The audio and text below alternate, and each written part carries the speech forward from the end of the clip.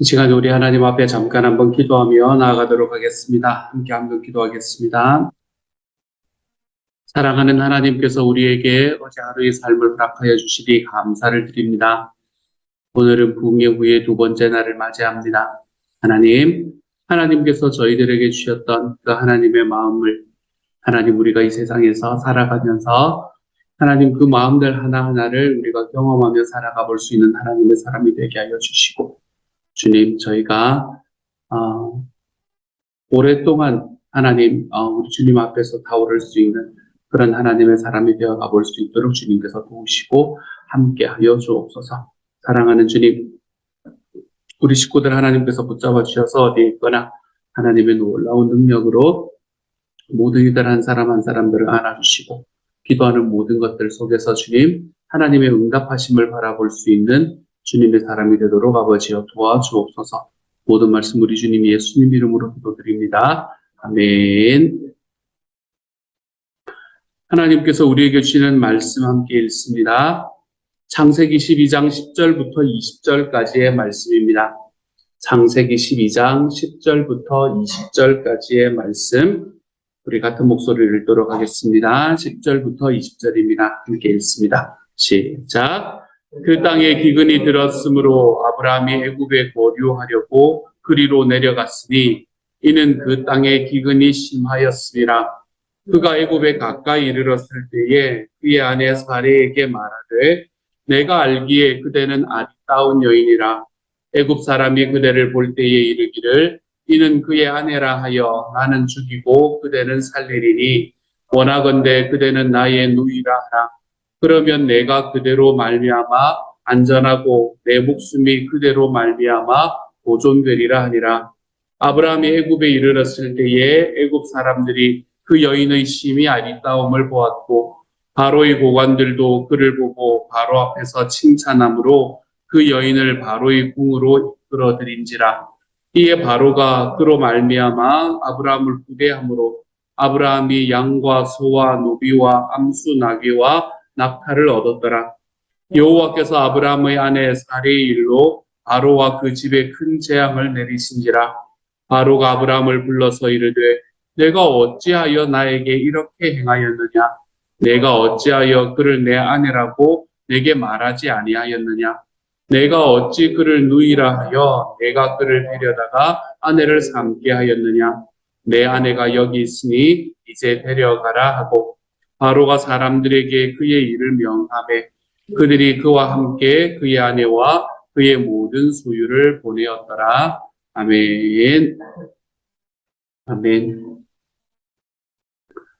우리가 성경 말씀을 바라보면 어떻게 이런 일을 할 수가 있지? 라는 그런 내용들이 성경에 등장하는 것을 우리가 보게 됩니다. 나 같아도 이런 일은 안 하겠는데 이런 것들 있잖아요. 그렇죠? 그 대표적인 것 중에 하나가 바로 오늘의 말씀입니다. 이 아브라함은 이 일을 한 번만 하는 게 아니라 한 번 더 하는 걸까 참 놀라운 일이기도 한데요. 그랬더니 자기의 아들도 똑같이 하는 것을 우리가 나중에 또 보게 되고 뭐 그렇게 될 겁니다. 그래서 성경을 바라보면 정말 어떻게 이런 일을 할 수 있을까라고 생각이 되는 그런 말씀들 중에 하나가 바로 오늘의 말씀이지요.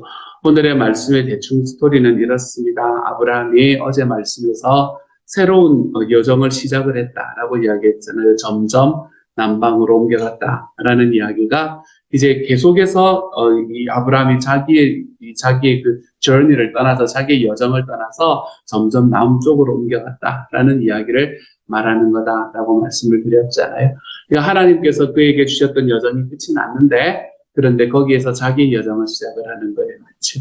이제 하나님께서 주신 여정이 끝나면 거기에서 즐기고 거기에서 넉넉하게 기쁨으로 살고 즐기면 되는데 또 자기의 여정을 시작을 하는 거예요. 그러면서 이제는 점점 남쪽으로 하나님께서 말씀하시지 않은 곳으로 걸어 들어가는 것까지가 어제의 말씀이었잖아요.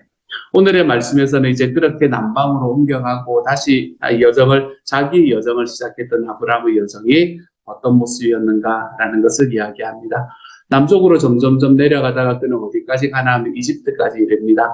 이건 지도를 대충 보면은 알 수 있는데요. 이스라엘이라는 곳이 이제 이 지중해 바로 연안에 이렇게 있잖아요. 그죠? 요렇게가 이렇게 하면 잘 모르시겠죠. 그래야 되는데. 어쨌든 지중해 연안에 이렇게 있는데, 지중해 연안에 있는 곳에서 남쪽으로 내려간다라고 이야기를 할 때에 그 이스라엘의 남쪽은 어디인가 하면 이제 사막의 지역이다라고 생각을 하시면 됩니다. 그곳은 뭐 요즘 말하면 이 사하라 사막의 지역이 바로 그 지역이 되는 거예요. 그래서 성경은 그 남쪽이라는 것을 네게브라고 표현을 합니다. 그래서 우리 지금 우리 이 번역에서는, 개정 번역에서는 남방으로 옮겨갔다라고 이야기를 하지만, 이제 새 번역 성경 같은 걸 보면 네게브 지역으로 갔다라고 이야기를 하고 있습니다. 이 네게브라는 말이 남쪽이라는 말하고 똑같은 말이에요. 그래서 네게브 지역, 남쪽의 지역으로 이렇게 내려가면은 그곳에는 이제 완전히 사막 지역이 되는 겁니다. 이스라엘에서 제일 남쪽이 어디인가 하면, 여러분 모르셔도 되긴 한데 나중에 구약의 삶을 들어오세요. 만약에 더 알고 싶으면. 그러니까 이 남쪽으로 내려가다가 이스라엘의 남쪽의 끝은 어디인가 하면 이 브엘세바라는 곳입니다. 브엘세바. 그래서 성경에서 이스라엘을 표현할 때 단에서부터 브엘세바까지 이렇게 이야기를 하는 경우를 여러분 보실 거예요. 단은 이스라엘의 제일 북쪽 끝입니다. 그리고 브엘세바는 이스라엘의 가장 남쪽 끝이에요. 브엘세바라는 곳에는 1년 강우량이 한 250에서 350mm 정도밖에 되지를 않습니다. 그래도 거기 정도까지는 사람이 살 수 있는 공간이에요. 그 밑에는 왜 표현되지 않는가 하면 그 밑은 죽음의 공간이기 때문에 그렇습니다. 사막. 요즘이야 뭐 사막하면 레저의 공간이 될 수 있겠지만 그때는 사막하면 죽음의 공간이었거든요. 그래서 그 이하로는 내려가면 죽는다라는 것이 사람들의 마음에 들어와 있던 곳이었어요.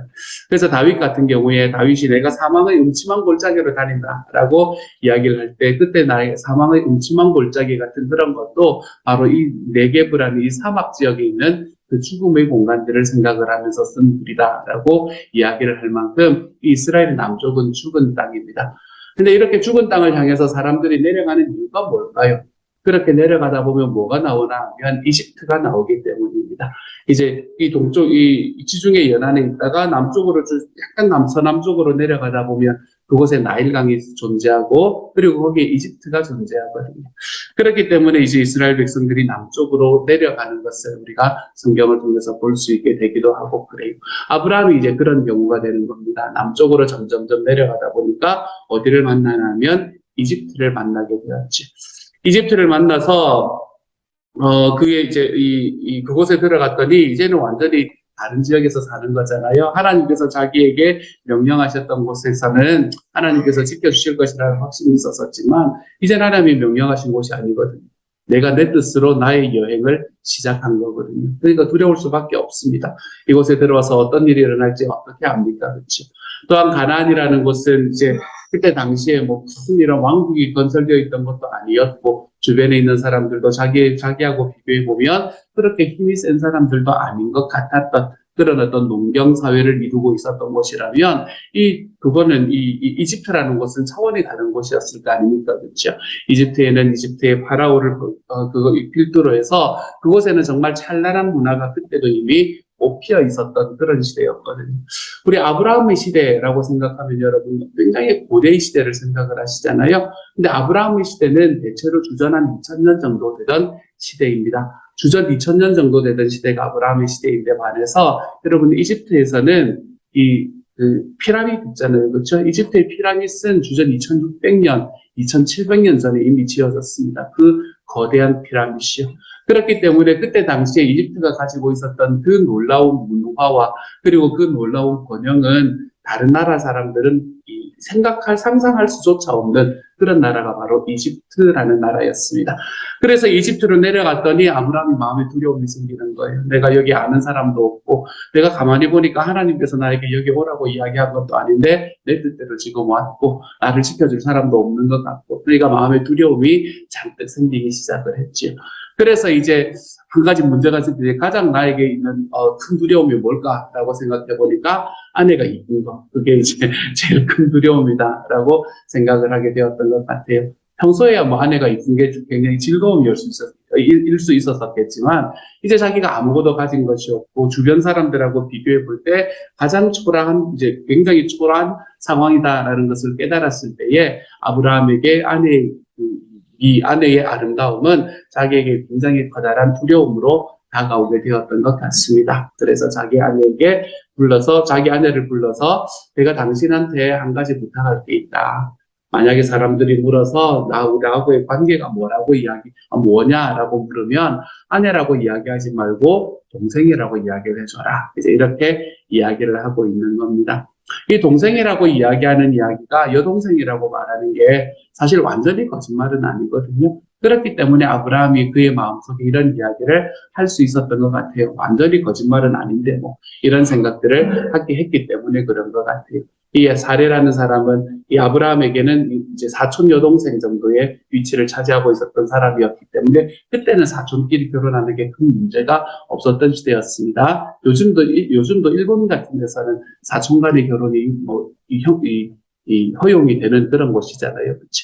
그렇기 때문에 실제로 동생이기도 한데 이런 마음으로 이런 거짓말을 하기 시작을 했는지도 모르겠습니다. 어쨌든 그렇게 해서 자기의 동생이라고 여동생이라고 해달라라고 이야기를 했는데 진짜 이집트에 들어갔더니 사람들이 사례를 보고 자기 아내를 보고 너무 예쁘다. 난리가 난 거예요. 너무너무 예쁘다. 그러면서 이제 누구냐? 내 동생이다. 이렇게 이야기하니까 그러면 이렇게 예쁜 사람이면 이 파라오하고도 견줄 수 있겠다. 이러면서 이제 그 왕궁에서 이 사례를 데려갑니다.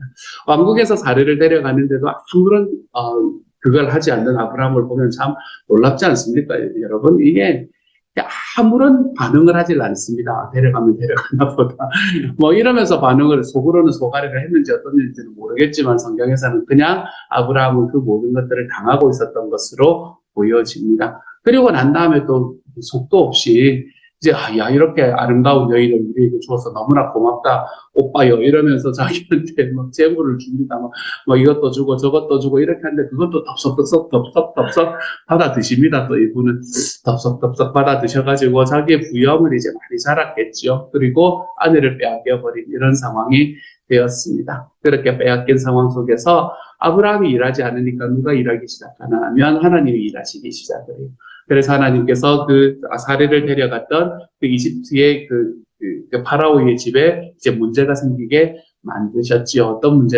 어떤 문제인지는 정확하지가 않습니다. 하지만 문제를 일으키기 시작을 했지요. 그랬더니 야 이거 뭐가 문제가 있다라고 이야기를 하면서 알아보니까 이 사람이 이 아브라함의 누이이기도 했지만 어쨌든 아브라함의 아내였다라는 게 밝혀지게 되었죠. 그렇게 아브라함의 아내라는 것을 밝혀지고 난 다음에 이제 파라오 측에서 아브라함을 불러가지고 야 너가 왜 이렇게 했냐? 너 때문에 우리 다 죽을 뻔했다. 이제 이런 이야기를 하고 그리고 난 다음에 자기가 주었던 그 모든 이 재물들과 함께 그렇게 자기 아브라함의 아내였던 사례까지 돌려보내주는 이제 그런 스토리가 오늘의 스토리입니다. 이 스토리를 보면 참 아브라함은 속도 없는 사람 같고 이 사람은 도대체 무슨 생각을 하고 있는지도 모르는 것 같고 요즘 만약에 이런 사람이 있으면 당장에 내가 이런 생각을 할 만큼 이 말도 안 되는 그런 일들을 하는 사람이 바로 아브라함이었다라는 것을 볼 수 있게 돼요. 우리가 성경의 인물을 바라보면서 성경의 인물은 우리와 다른 사람이다라고 생각을 할 때가 참 많이 있습니다. 저는 성경의 인물이 나와는 다른 사람이구나라는 생각을 했던 굉장히 큰 사람이 느헤미야라는 사람이었던 것 같아요. 저는 예전에 제가 어릴 때는 느헤미야라는 사람을 보면서 야 나는 이 사람하고는 못 견누겠다 이런 생각들을 했던 이상하게 그때 느헤미야가 저하고는 차원이 다른 사람으로 받아들여졌던 그런 사람이었었습니다.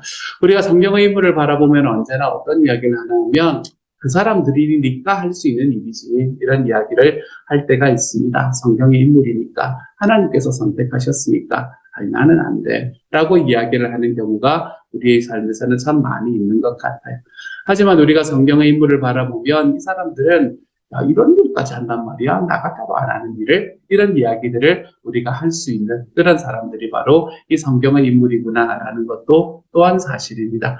성경에서 나타나는 하나님께서 선택하셔서 쓰시는 인물들은 하나님 앞에 너무나 아름다운 사람들이고 멋진 사람들이지만 이 사람들도 역시 그들 안에 있는 이 인간적인 문제들을 다 해결하지는 못한 사람이구나라는 것을 바라보는 것이 우리가 성경의 인물을 통해서 바라볼 수 있는 방향이 되는 거예요. 우리가 이렇게 성경의 인물을 바라보게 될 때에 우리가 가져야 되는 한 가지 생각이 무엇인가? 그것은 이 인물들은 우리와 차원이 다르기 때문에 하나님께서 선택하셨다. 우리가 이렇게 이야기를 하면 우리가 여기에서 배울 수 있는 건 없습니다. 이거는 페어리테일이 됩니다. 페어리테일. 누가 그렇게 살았고 그렇게 잘 살다가 결혼하고 잘 살았대. 백설공주 이야기하고 똑같은 이야기입니다. 왜냐하면 나는 안 되거든. 어차피 나는 안 되는 거거든요. 이 사람이 한 거지 나는 안 되는 거라고 생각을 하면 이거는 우리에게는 그냥 옛날 오화에 지나지 않습니다. 하지만 성경에 나타나는 사람들은 그 사람들이 가지고 있는 너무나 커다란 약점들이 존재하고 있는 것이 성경의 인물들이에요. 아브라함은 오늘 그 약점들을 한껏 드러내고 있습니다. 그런데 우리가 이 속에서 한 가지 깨달아야 되는 것은 뭔가 하면 아브라함이 자기의 약점 속에서 허우적대면서 어떻게 해야 될지도 알지 못하고 다른 한 발짝도 하나님 앞에 걸어나가지 못하는 이때에 하나님께서 그에게 이야기하셨던 여정을 다 끝내놓고도 자기의 여정을 다시 시작하면서 이상한 길로 걸어가고 있던 이 아브라함에게 누가 일하기 시작하나 하면 하나님이 일하시고 계신다라는 걸 우리가 바라볼 수 있게 되면 아브라함의 이야기는 지금을 살아가는 나의 이야기가 될 수가 있습니다. 성경의 인물 속에서 우리가 발견할 수 있는 것은 하나님이 일하시는 거구나 라는 이야기를 우리는 이 아브라함의 스토리를 통해서 또는 성경의 다른 인물들의 스토리를 통해서 발견할 수 있게 됩니다. 그 사람이 가지고 있는 위대한 특징 때문이다. 그 사람이 가지고 있는 위대한 어떤 성품 때문이다. 여러분 그게 아닙니다. 성경의 인물들은 우리에게 우리 목사님이 이번에 이야기하셨던 위대한 보통 사람을 보여줍니다. 이 위대한 보통 사람을 성경의 인물들은 우리에게 참 많이 보여줘요. 그 위대한 보통 사람이었던 정말로 평범하디 평범한 그러한 사람을 하나님께서 어떻게 세우시고 계시는가. 말씀은 우리에게 계속해서 그것을 이야기해주고 있습니다. 누구까지도요? 믿음의 조상이라고 이야기하는 아브라함까지도요.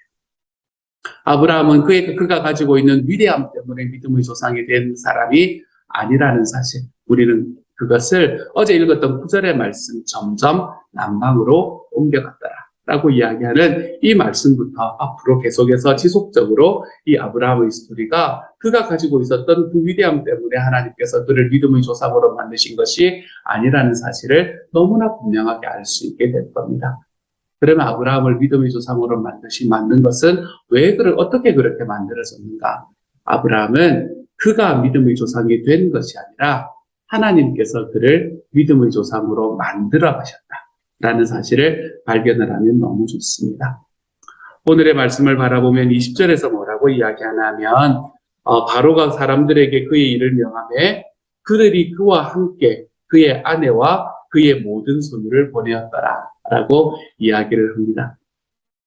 여러분 자기 아내를 노예라고 속여가지고 그 나라의 파라오 이집트라는 그 위대한 나라의 파라오를 속였는데 목숨 하나 떡 떨어져도 아무런 문제가 없는 상황이었는데 그런데 거기에서 하나님께서 일하시니까 자기가 돌아왔을 뿐만 아니라 자기의 아내도 돌아오게 되고 파라오가 자기에게 주었던 모든 재물들까지도 자기의 소유에 그대로 남아있는 것을 아브라함이 경험하게 되었죠.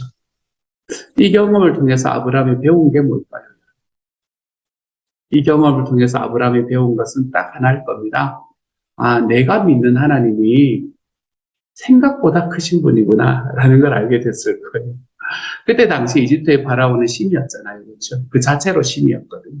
그렇기 때문에 자기가 믿는 하나님이 하란 총구석은 아니었지만 어쨌든 총구석에 있는 하나 정도 이렇게 끄집어내가지고 여기까지 인도에 오시는 그냥 나의 가족의 하나님이다. 이 정도의 생각으로 머물러 있었던 것이 그때까지 아브라함이 가지고 있었던 하나님에 대한 상이었다면 이 일이 끝나고 난 다음에 아브라함은 무엇을 알게 되냐면 생각보다 크신 분이구나. 최소한 뭐보다는 크시다는 걸 알게 된 거예요. 최소한 이집트의 파라오보다는 크신 분이구나. 이걸 알게 되는 거예요. 이집트의 파라오를 내가 이 사람하고 나하고 비교가 안 돼가지고 내가 이렇게 이 개교까지 꾸며봤는데 이 완전히 다 망한 이런 상황 속에서 하나님께서는 이집트의 파라오보다는 크신 분이시구나 라는 걸 그가 마음속에 깨닫게 됩니다. 이 스토리가 너무 재밌는데요. 내일 이야기에서도 조금 이야기를 하겠지만 그리고 난 다음에 이제 내가 섬기는 하나님이 이집트의 파라오보다 크신 분이구나 라는 걸 알고 난 다음에 이 아브라함이 이제 자기 나라 가나안으로 다시 돌아가잖아요. 그렇죠? 가나안으로 돌아가서 첫 번째 하는 일이 뭔지 아십니까? 첫 번째 하는 일이 롯과 헤어지는 일을 선택합니다. 이 스토리가 너무 재밌어요, 여러분. 우리가 앞으로 이런 스토리들을 조금 이야기를 할 건데, 이 스토리들은 박용선 목사님이 쓰신 하나님의 열심이라는 곳에 나오는 스토리를 제가 제각색에서 이야기를 하는 부분입니다. 이건 제 평생 잊지 못할 책이라서요. 어쨌든 이제 그 끝나고 난 다음에 바로 하는 게 롯과 헤어지는 일입니다. 당시에는 무엇이 힘이었냐면 내가 얼마나 많은 사람들과 함께 거하는가, 이게 힘이었습니다. 내 가족에 몇 사람이 있는가, 이게 힘이었어요. 그래서 우리 교회에서 이제 그때 당시였다면 우리 교회에서 가장 힘 있는 가족은 누구인가 하면 이제 원진이 목련이의 가족입니다. 이제 뭐 그런 상황이었어요. 누가 더 큰 그거를 가지고 있는, 더 큰 가족을 가지고 있는가, 누가 더 많은 가족을 가지고 있는가, 이게 이제 가장 핵심이었거든요. 그래서 아브라함이 저 먼 곳에서 와가지고 지금 여기 가나안 땅에 나그네로 와서 사람들도 나도 설고 물도 선 곳에 와서 자기가 믿을 수 있는 것은 오직 자기 가족밖에 없었단 말이에요. 근데 자기하고 함께 왔던 가족은 오직 한 사람, 롯 한 명 같이 왔거든요. 롯 한 명. 그래서 이 롯하고 같이 헤어진다라는 것은 상상할 수 없는 일이었습니다. 상상할 수가 없는 일이었는데 아브라함은 지금 뭐를 아냐면 내가 섬기는 하나님이 바로보다는 크구나. 이걸 깨달은 거예요. 그리고 났더니 그러면 롯하고 내가 굳이 같이 안 살아도 문제가 없겠구나. 이거를 알게 되는 겁니다. 그러면서 롯에게 의지하고 있던 자기의 마음을 이제는 하나님께 의지하는 마음으로 바꾸어가는 모습. 우리가 그런 것들이 이제 이 스토리들에서 나타나는 이야기가 되는 거예요. 그래서 오늘의 말씀 속에서 아브라함이 깨달았던 것 하나는 하나님께서는 파라오보다, 하나님께서는 이집트의 왕인 바로보다는 더 크신 분이다 라는 것을 깨달은 그런 모습을 우리에게 보여주고 있습니다.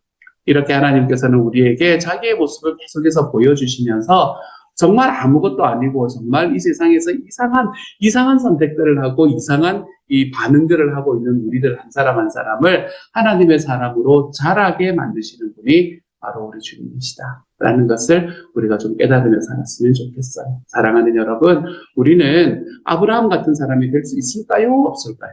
우리는 아브라함 같은 사람이 될 수 있습니다. 아브라함이 성경의 인물이기 때문에 내가 이 사람은 범접할 수가 없는 사람이야. 아니요, 그렇지 않습니다. 아브라함은 저와 여러분과 똑같은 사람이다 라는 것이 성경이 이야기하는 바죠.